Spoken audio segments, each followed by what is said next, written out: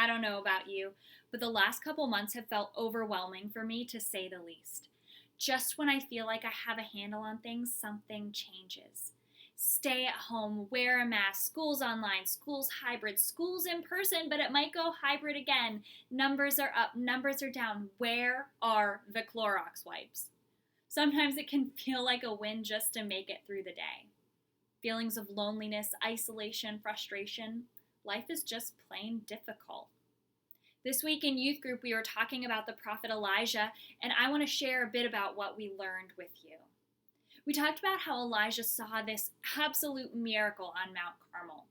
There was a challenge thrown down to see which God was the true God, God or Baal, a false god that people were worshiping. Baal didn't show up for his prophets when they called on him, but when Elijah confidently called on God, he showed up in a big way, burning up the soaking wet sacrifice Elijah had prepared. Rocks, water, seed, all of it like it was nothing. How could you not believe in God after seeing something so miraculous? But the king's wife Jezebel was not pleased, and she threatened the life of Elijah, and he ran.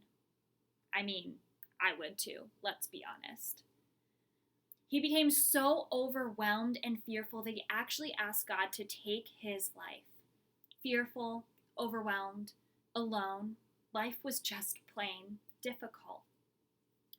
After a couple of naps and meals and some travel, which to be honest is my self-care plan too, God told Elijah to go stand on a mountain and wait for him to pass by.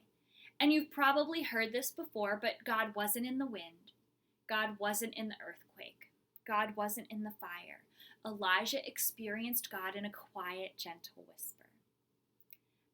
I think in times when life is most difficult, I am hoping, waiting, and expectant for God to show up in a big, grand, miraculous way.